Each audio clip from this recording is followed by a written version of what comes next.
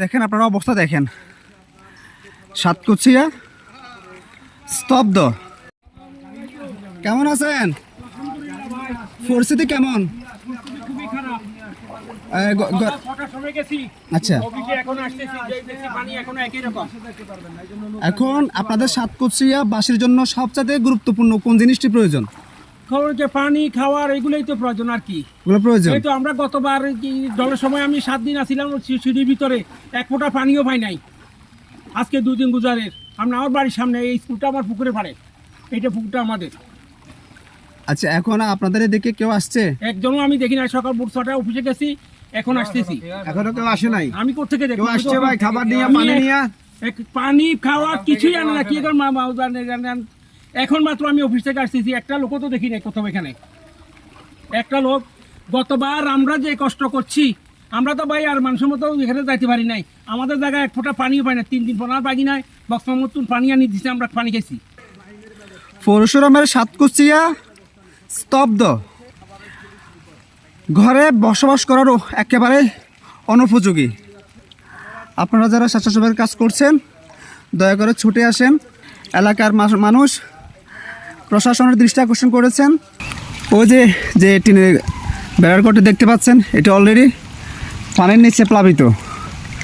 বর্তমানে পরশুরাম উপজেলার মধ্যে সাতকুচিয়ার অবস্থা খুবই ভয়াবহ।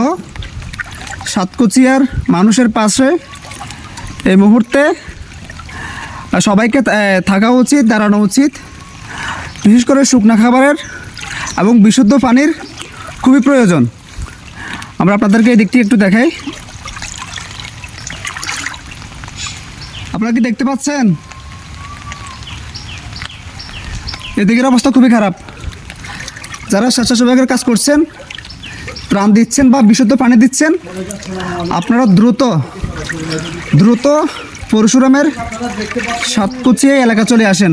আমাদের এই সাতকুচিয়া, পশ্চিম সাতকুচিয়া দোতলা মসজিদে প্রায় 1-150 লোক পানিবন্দী, এবং কি প্রত্যেকটা পরিবারের ভিতরে, প্রত্যেকটা ঘরে যাতে দোতলা ছাদ আছে, ওই ছাদের ভিতরে অনেক বৃদ্ধ মানুষ আটকা পড়েছে। তাদের কোনো শুকনো খাবার নেই, বিশুদ্ধ পানি নেই। আমাদের সকল টিউবওয়েলগুলা আমাদের পানির নিচে পড়ে গেছে। সামান্যতম পানিও আমরা পাচ্ছি না। মানুষের হাহাকার হচ্ছে। আমরা যারা দায়িত্বশীল আছেন, ডিসি মহোদয়, ইউনো মহোদয়, পরশুরাম থানা অফিসার ইনচার্জ আব্দুল হাকিম সাহেব সহ যারা দায়িত্বশীল আছেন, তাদের প্রতি আমার সবিনয় অনুরোধ থাকবে, আপনারা যত দ্রুত এই সাতকুচিয়াবাসীর প্রতি আপনারা দাঁড়ান। এবং কি আমি চাচ্ছি টিকসই বাঁধ নির্মাণ।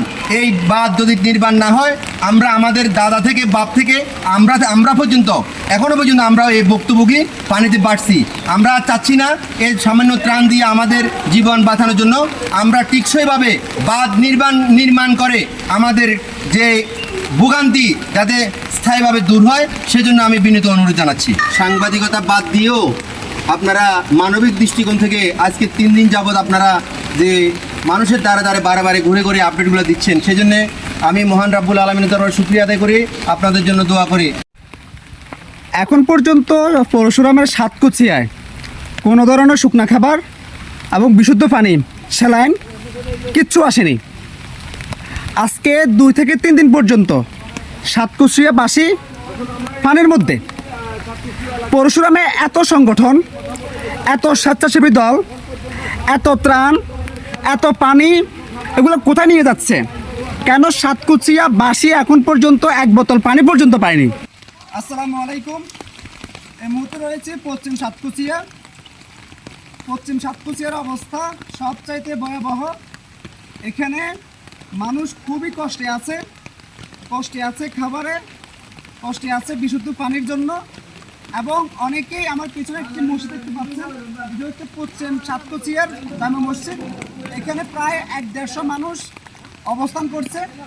আপনারা ভিডিও চিত্রে দেখতে পাচ্ছেন পশ্চিম সাতকুচিয়ার যে বাড়িঘর রয়েছে, প্রায় ঘরের মাঝ বরাবর পানি চলে এসেছে, যেখানে মানুষ থাকার অনুপযোগী।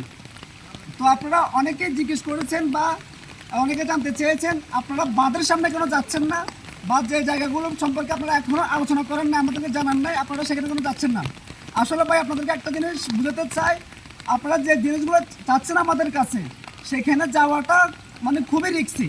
ভাই আমাদেরও জানার ভয় আছে, আমাদেরও জানার একটু সেফটি আছে, সেখানে যাওয়া যায় যদি আমরা আমাদের জীবনের পরোয়া না করি। বাদের সামনে গিয়ে ফুটেজ নিয়ে আপনাদেরকে দিব, সেই ফুটেজ ভাই আপনাদেরকে দিতে গেলে আমরা আমাদেরকে খুঁজে পাবো না, ঠিক আছে? আর তার চেয়ে বড় কথা হচ্ছে ওদিকে সবচেয়ে রিক্সে এবং অতিরিক্ত পানি, যেখানে পানি নৌকা এবং ট্রলি ছাড়া যাওয়া অসম্ভব। তো যাই হোক, এখন পশ্চিম সাতকুচিয়া থেকে আপডেট এই পর্যন্ত, পরবর্তী আপডেটের জন্য সাথে থাকুন।